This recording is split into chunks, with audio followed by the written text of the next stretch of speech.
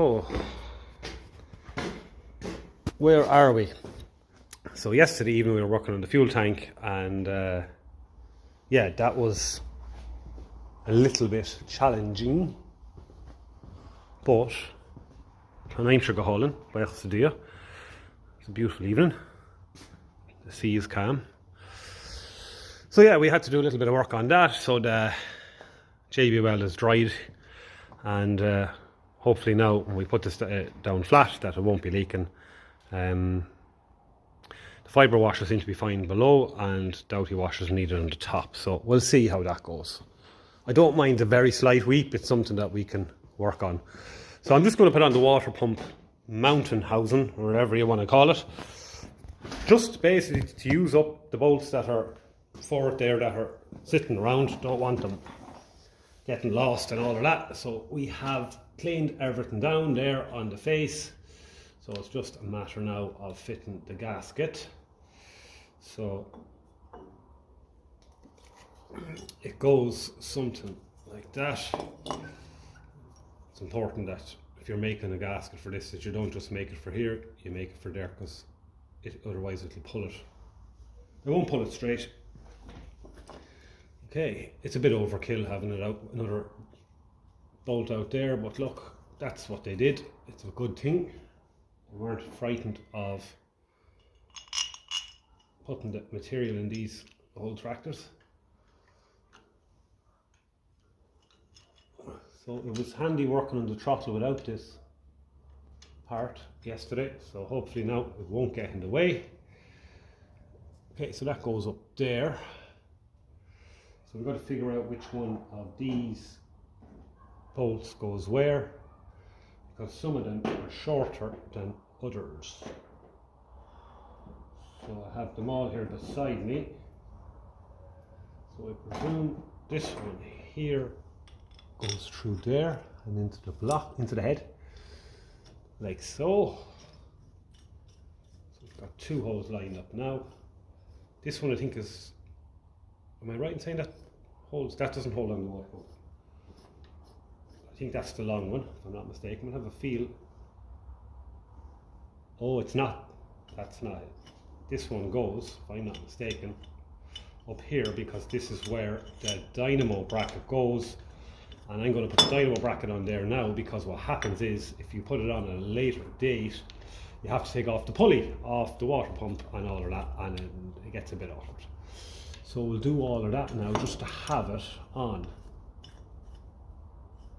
Just hold it there for a second till I get this one in. That'll keep the gasket. That'll keep the gasket steady for us. No, we're gone wrong again. I'm looking at the casting here. It's thicker here, so that one goes in there. And the shorter one goes here.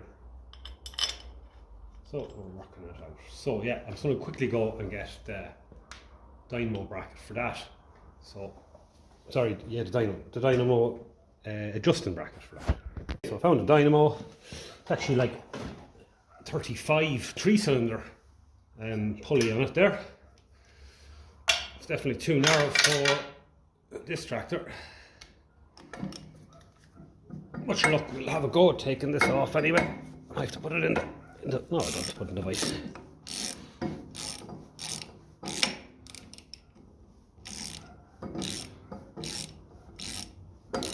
Slightly more modern dynamo.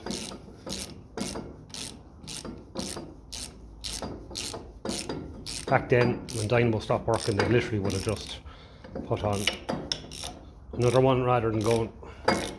In many cases, they would have done that. They were in cars and everything. This is from 1973, this dynamo.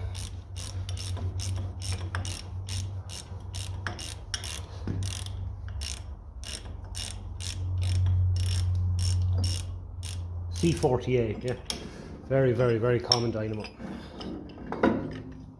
From the 60s and 70s. So put that bolt back in there.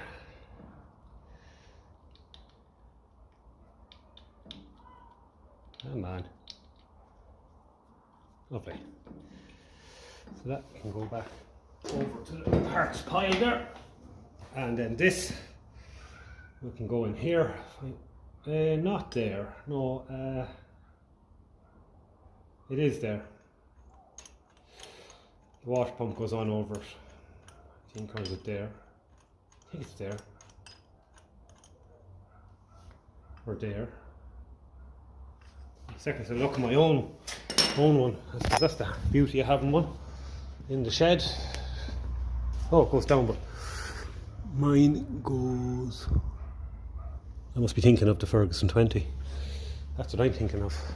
Ferguson 20. Okay, so that didn't need to happen. That's all right. The Ferguson 20 diesel goes up on the water pump. I think that's why I was thinking to do it now. Yeah, it goes up on the water pump there. And your pulley gets in the way, so you have to go pulling the pulley, and that's all right when you can get in it handy, but sometimes you have to take off the radiator and all of that. Ideally, I have done it without taking off the radiator before, so that can just loosely go in there, because the owner's probably said he's going to fit a new water pump onto it, so we'll just keep all of these nice and snug there for the time being. That won't tighten in anymore because it needs a water pump.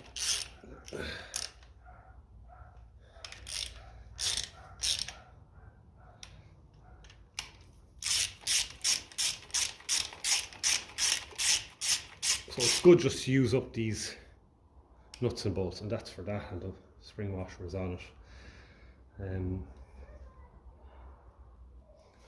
we have one more there. I was thinking, alright, I want to have another one. This is definitely the right one because it's et with the water in there, so that's okay. We'll put all of them on. That's going to go nowhere.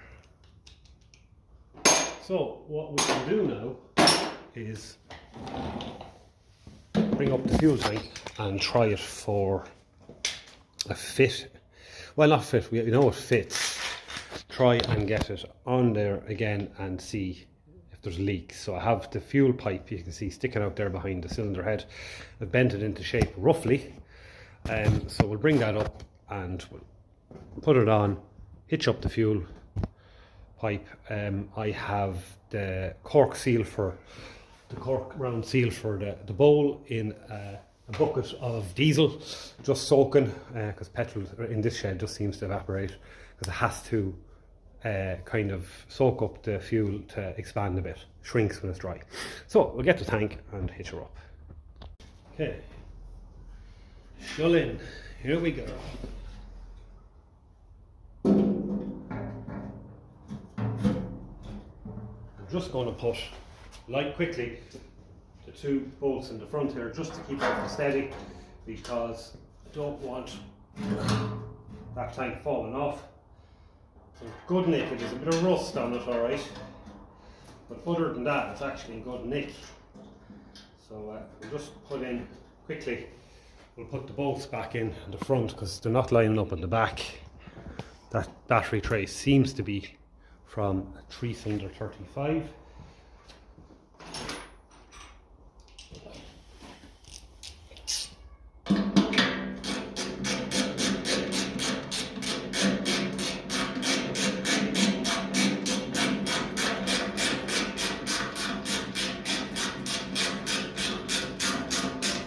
It's in great nick, this tank. You can't even see a dent in it really.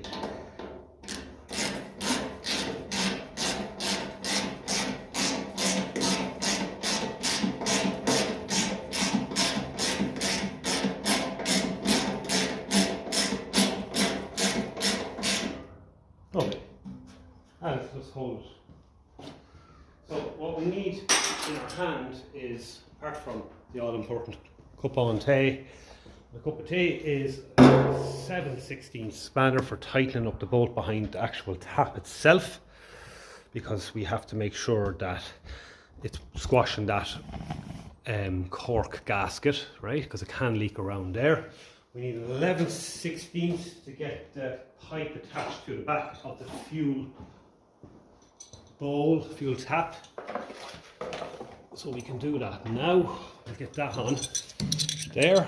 I'm going to move the camera back because I'll hit it with my knee and the whole lot will go.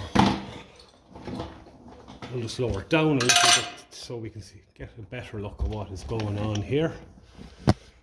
Awkward little things, these fuel taps, because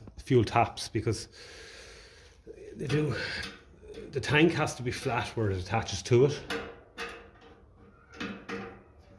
Now, always screw these in by hand a few turns so that you're not interested.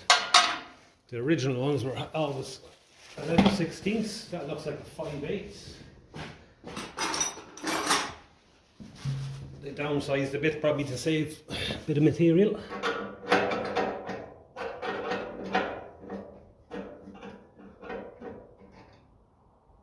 Okay, let's get a feel of that. Yeah, I don't like over tightening them, but they are an olive at the end of the day.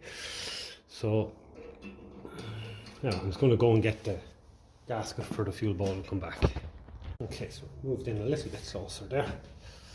It's tight enough with the tripod now, but look. So this is nice and wet, and it's definitely after expanding a bit. It could do with expanding a bit more, but I'm hoping it's going to seal.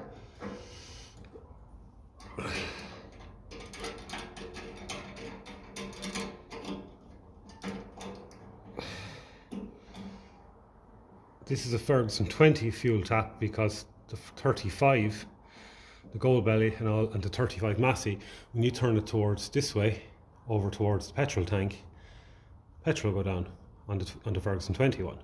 On the 35 one, it's the opposite. To get petrol, you turn it this way, towards the TVO tank. So it's just something interesting to note.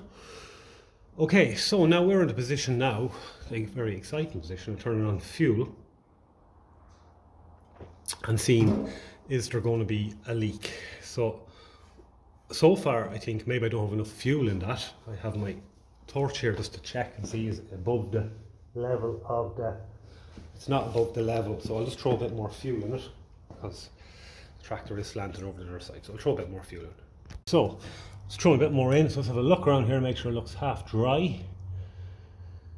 Don't mind the slightest weep. I mean, we can sort that out with sealing washers. At least the tank itself shouldn't be leaking anymore. Yeah, so it's above the level of the banjo bolt, so we're good. So now I suppose the next thing to do is to twist this, and with a bit of luck there won't be any leaks. There won't be leaks out of here or out of, I don't mind there, it usually will sort that. So we're filling up for the first time in a very long time, I'd imagine. So hopefully we don't have leaks here, because I don't know what else to do if we do, because I am out of, there's a bit of dirt in that, but it'll fall to the bottom.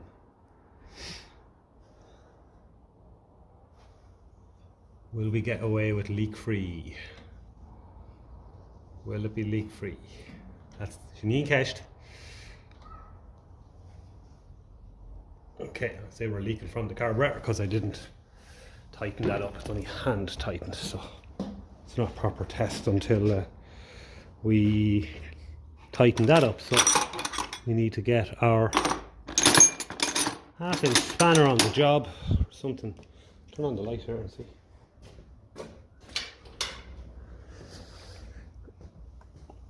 So this is probably a while since this carb was filled up with fuel as well.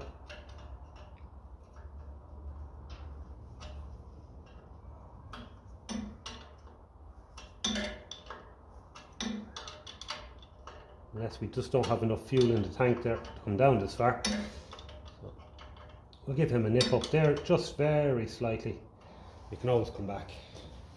I'm going to throw a bit more in because the tractor is on a very small tyre over there, and this is very big, so it's slanting it away from the banjo bolt and the fuel tap. So I'm not surprised that we're not seeing any leaks, because probably just need to put more fuel into it. Okay, we're good there so far.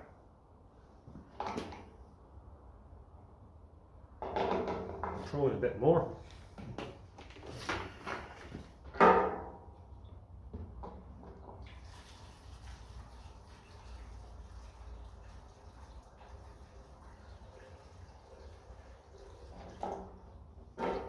Good.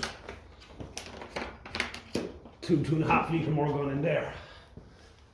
Just want to be careful there that we don't end up with a massive amount of petrol spilling all over the bloody place. Okay, so we're good there. Turn on our fuel again and see if we have a leak. Please God don't, because I don't have any better sealing washer for that.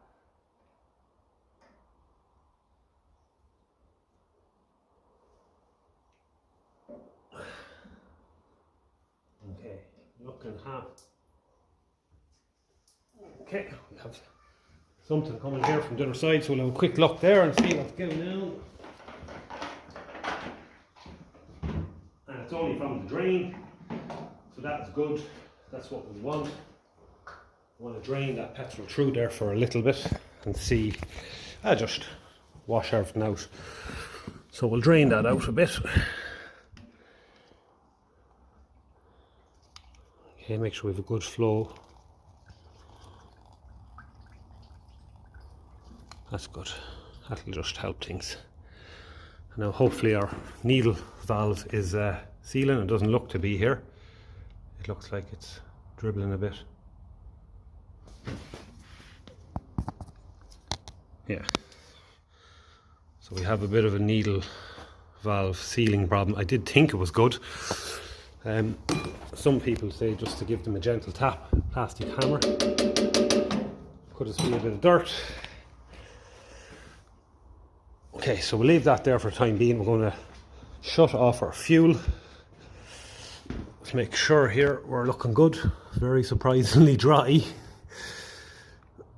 Let's turn it back on again actually for a second.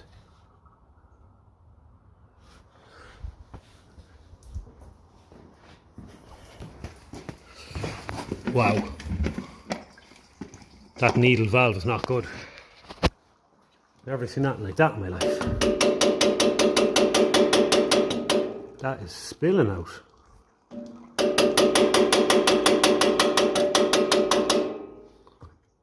Wow. Unless it's just sort of clearing itself there now. I'll throw another drop of juice and see, maybe sort of just leaking it all out. Okay, so it's failing sparkles crushed that.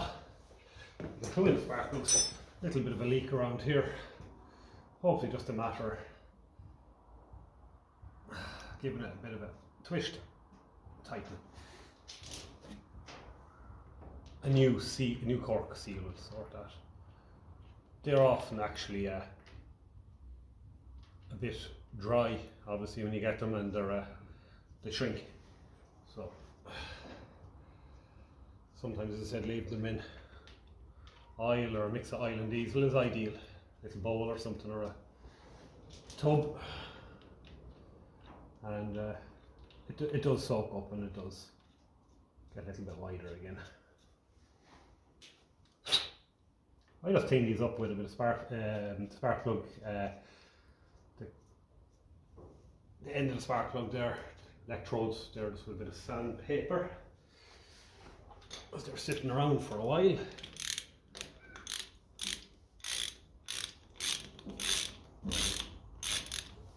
We can test for a spark then, and sure we know we have fuel. The needle valve is questionable, but when I tested it, it worked perfect. So sometimes they just need a little bit of time. My own one acts up a little bit every now and again, and sure you just give it a tap with a plastic hammer. It's usually just a bit of dirt or something.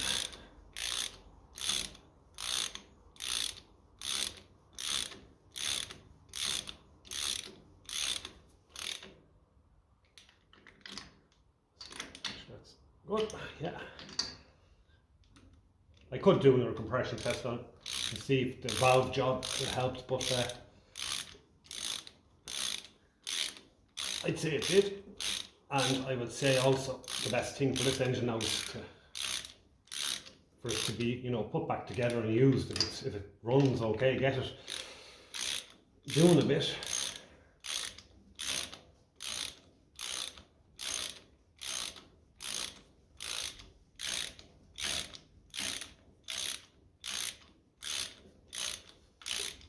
Okay, so we get the battery from the gold belly there, my own one, throw it in here, hitch up the ignition, and then we'll have a quick look at the spark. I'm sure we have one. Starting to get close to the point where this might be ready for a start. So we have our battery in, earth cable is on, our ignition switch, if you want to call it, is there, ready to go. I turned the engine over till the points are closed, so I'm just going to put the ignition on and we're going to flick the points and see, do we have a spark. I'm very sure we will. Ouch! I'm going to get this fucking spark off it myself.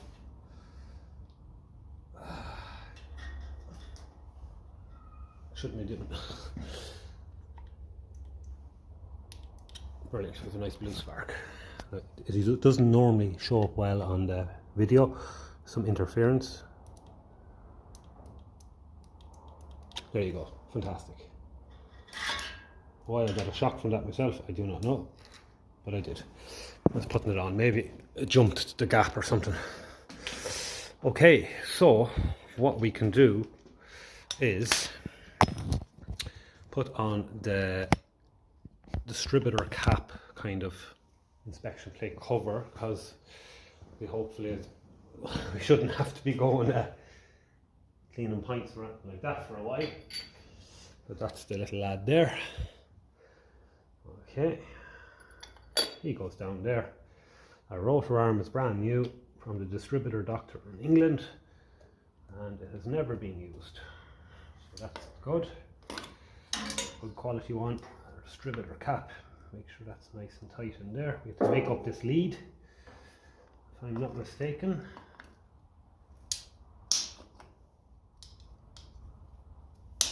Okay, our wire is good.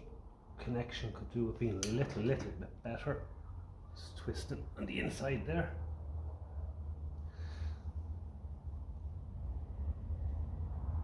Okay, that's good. And the ignition wire then is actually Ferguson 20 wire. Okay, so let's get these cobbly, little cables now. So we'll get this planted down here. We just go into fire in order, and we just try and work out which ones are which based on length. So the shortest one seems to be for 2, so 1, 3, 4, 2. So that one goes in there.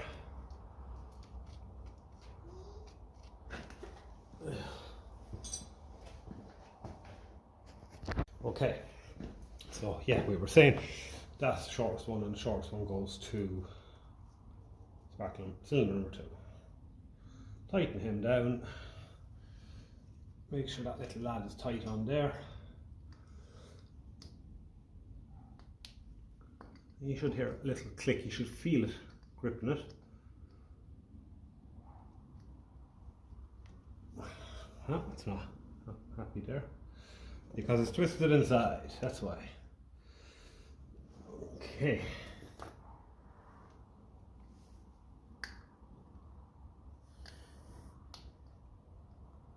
Awkward enough.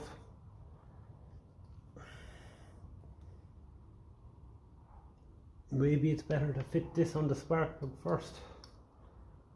The wire wants to twist.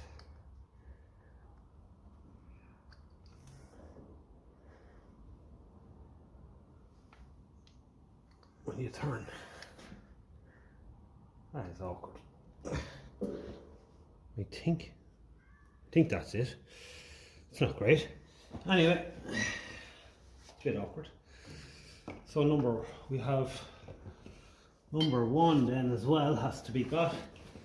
So I presume that one is on. We'll actually not make the same mistake again. We'll put it on first, like so. That's how you do it, grand and easy.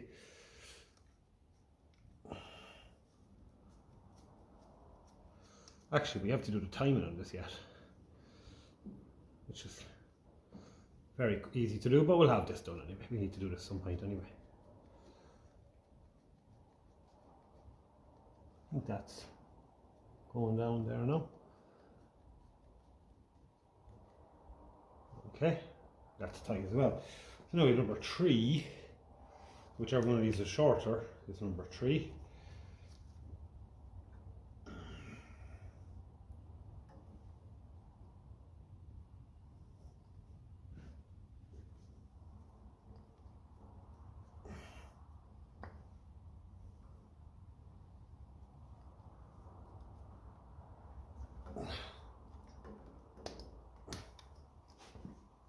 Okay, 1342. Very easy mistake to get the firing order wrong. Some engines are 1432, I think. That's tightening down there, nice. And the last one is number 4.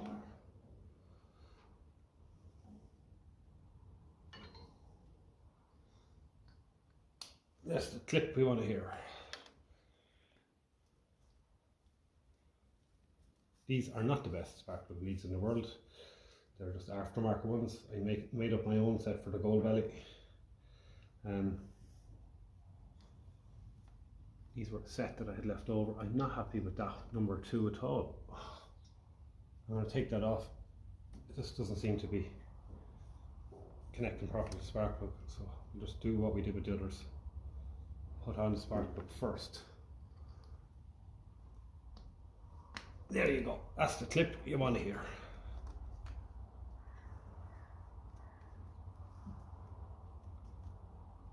Just puts a bit of pressure on the cable and then it's hard to screw things in, but it's okay, we'll get there. Okay, make sure they're good and snug. Okay, that is about it for there. We have to do the timing on it now. So we can let all that out of the way. I thought I was great. Putting this cap back on.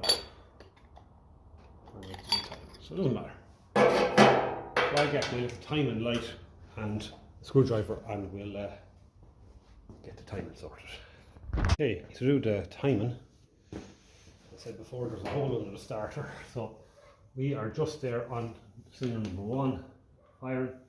So we put in that, turn the engine and it should click in very soon. Yeah, there we are. So that's grand. We take that out, just don't move the engine. Okay. Now what we'll do is, I have my timing light hitched up. So one connection there is the red crocodile clips going to the positive feed onto the coil, and the other black one is connected onto the connection on the distributor, negative. So what we got to do here is we have to go, if I'm not mistaken, the distributor goes anti-clockwise, as you see with the arrow. So we have to go back until we get the points to open. Am I right in saying that? Yeah, we have to go back clockwise till we get them to open. So it should be around about there. So we can put on our ignition. This crocodile clips isn't the best invention in the world, it's a bit too small.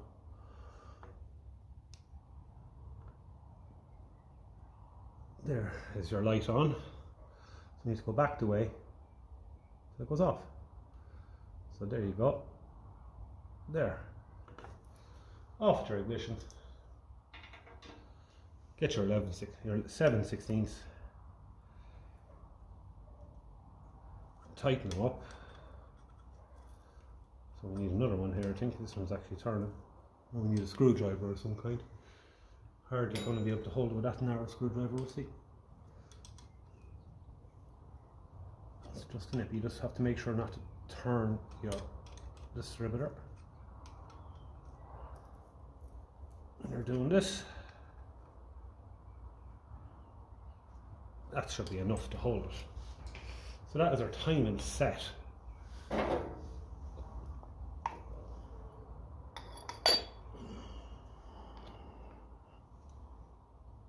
Push that down, off with the timing light. Just a bulb with 2 lads on like that on it there. That's all it is. Very simple. Little ignition light around like that can do the same trick. On with our cap, make sure that it has its little brush in there, carbon brush for the coil, and there we go. So yeah, it's kind of at the point where it's ready for a start. For the first time in, I do not know how many years, but considering the starter was a ball of rust on it from sitting outside. I would say you're definitely talking about, what would you be talking? I could only guess 15-20 years, you know, so it could be interesting now. So I suppose we have spark, we have fuel. I'm not 100% happy with the setup over here. I might just put on the work lamp over here, actually. That's what I'll do. This is literally the moment of truth. We have our starter lead attached up, because I don't want, that's too short to make it to the terminal, and I don't like tipping the terminal because it melts the terminal and damages it, sparks and all that. So if you see me doing a compression test, I just tip it off the end of that, because it's only a scrap of battery cable. So all we have to do, we have our petrol turned on there, as you can see in the fuel. We have the carburetor here, just adjusted the main jet to 1.5 turns out. It's not leaking there at the moment. We have a tiniest bit of choke on it. I suppose I could just do it making sure we're in neutral and getting rid of some of this stuff off it. Yeah, it's the nerves, the excitement, all of that. How is it going to sound? Is it going to sound good? Is it going to start at all? So our compression must be better after doing the valve job and the head. We had some compression between 40 and 60 psi, 2 or 40, 2 or 60. So I presume we're going to be better now. We did the valves because the bores look very, very good on it, in fairness. Original pistons as well, original valves. So yeah, the next time I press record on this, hopefully it's me touching them 2 cables with the ignition on, and we'll hopefully get a bit of noise out of it. Okay, let's go for it. Let's go for it.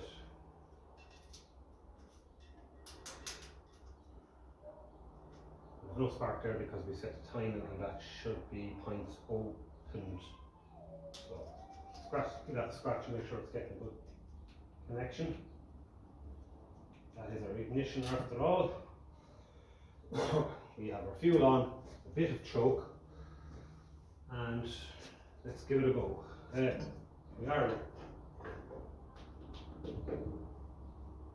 I'm just going to turn it for a second without ignition to make sure we are actually in neutral. Okay, we are in neutral. Because it is in neutral on the gear sticks, but you just don't know what condition everything is in. Okay.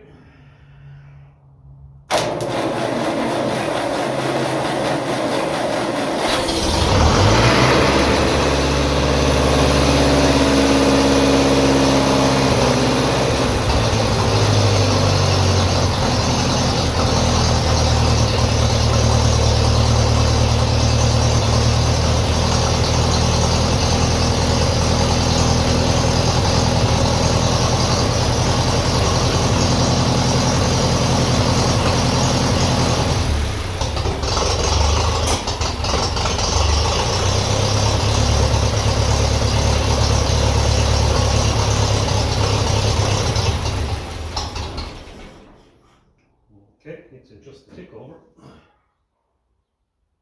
But it runs.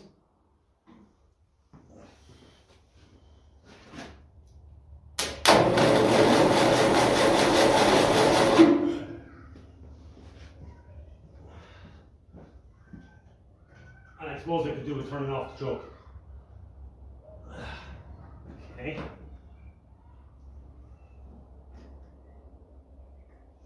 Trying to figure out how much throttle to give it.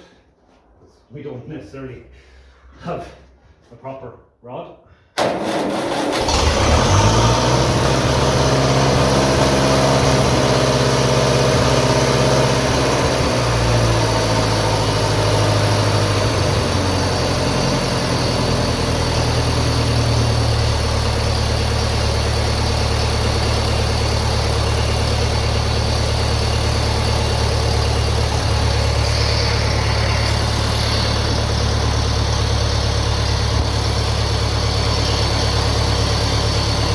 a bit of a whining off something there, I think.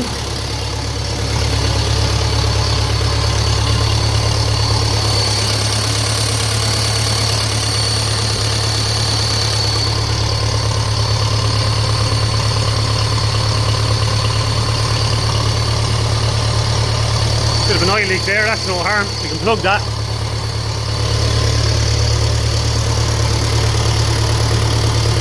Just want to make sure it's not getting too hot.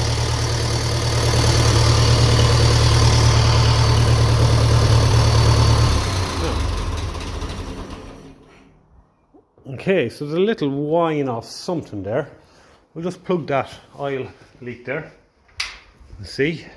I think I have there's one here that'll do that. I'd say a little 1/2 inch UNF for the dynamo bracket. That was a bit of paint on that. It'll probably be a bit awkward going in. Well, that'll do it just to... Well, we have a runner. Now I'm trying to figure... Oh, I have an idea what's whistling. So I do. I have a feeling that's why I took a few extra spins for the start. This was loose. She will suck air like hell in there. And that's why I just took a few extra spins, I think. There you go. Let's give another quick start. And we'll see. There's a lovely smell. We'll see now, does that make a difference? The whining or whistling sound.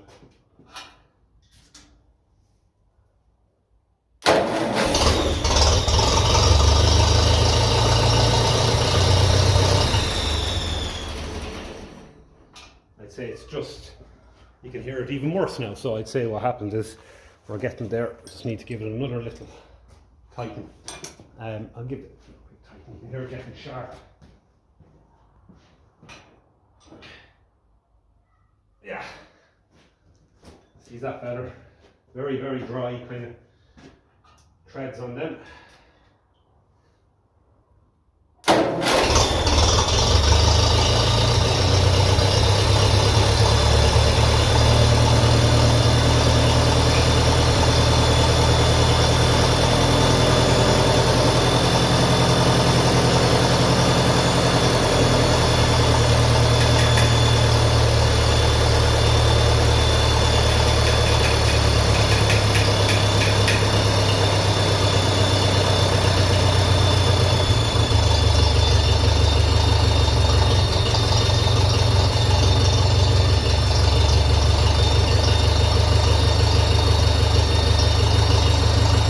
Still something whining there.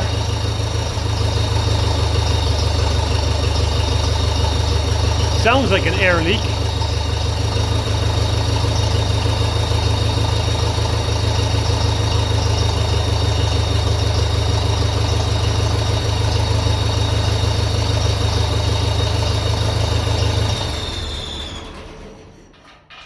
Interesting.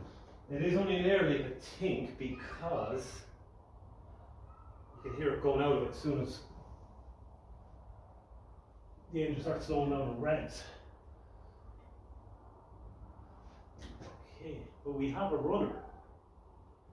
I might go around all them manifold studs again and just give them a quick tighten, and we'll try it then. It's no harm just to run it for a few seconds every time anyway. Caught us Fatal Raw, what can I say? Very impressed with that. The carb is making an awful screech out of it. I don't know, is that normal? If it is the carb, I thought it was the pipe coming from the manifold up to the top of the rocker cover. I'm just thinking I might just lift that tank and just give it a bit of a tighten. It's just in up there, just in case it's that. We can turn off our fuel now. We don't have our float needle valve. It seems to be sealing. Yeah, I thought there was very good oil in this, but now it's actually running. You can see it's milky. Started mixing it. When it came first, it was only milky at the very, very bottom, but now it's after mixing it around a bit. It's block is not even warm. It's grand. I only ever run it for 20-30 seconds max. Let it cool in between. But yeah, I know normally with carbs you'd hear a kind of a sucking sound more so than, you know, when they're open, more so than a whining sound. So I don't know, is that, I thought initially it was this loose that would, they make a serious sound when, because I remember forgetting to put one on. The gold bay is starting it and there was a serious screech out of it. So I might just paint a bit of, now that I think of it, just to test it, I'll paint a bit of this thick grease around it, and if it sucks it in, we know then it's still leaking, and we can troubleshoot it that way. So we'll just give it a little touch of that, and it's this is only on the intake side, so it doesn't get too hot. Shouldn't anyway. Well, it actually, I suppose it's a vaporizer manifold. Intake has to get hot.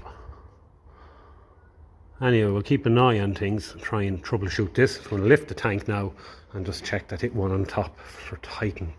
Make sure it's not. I'm fairly sure it's not that though. I remember making sure it was all lined up. But still, I'd be foolish not to at least try and do that. And just after that, at least we know it's definitely not going to be that issue. Okay, so I found out what was going wrong. There's an air leak just above there. So I just painted a bit of grease around it and it's running a lot better. So that's a lot better than having a problem inside the engine. I took off the rocker cover, I retorqued the cylinder head as well. So it's running really well. That's where I'm going to leave this evening. Very, very happy that I got it whining out of it, being just a vacuum leak. So off with the carb and clean up that flange a bit, take out the two studs and flatten the surface. That's all it needs, because I don't like tightening it up anymore. I tried tightening it already. So we've retorqued the cylinder head as well when we're in there, and the rocker shaft is getting oil, which is great news. So actually lots of oil, so it looks like good oil pressure. Hard to say exactly without an oil pressure gauge, but no, all the signs are good. It's not spitting or farting.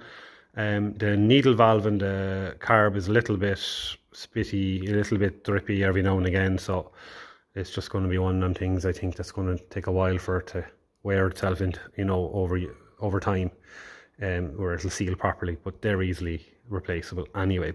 But that happens to my own as well. It could just be a bit of dirt. But yeah, delighted. So that's where I'm going to leave it for tonight. So go to míle maith as féchan ar an bhí seán agus cíame sibh again gé ceann eile. So we'll catch you at the next one.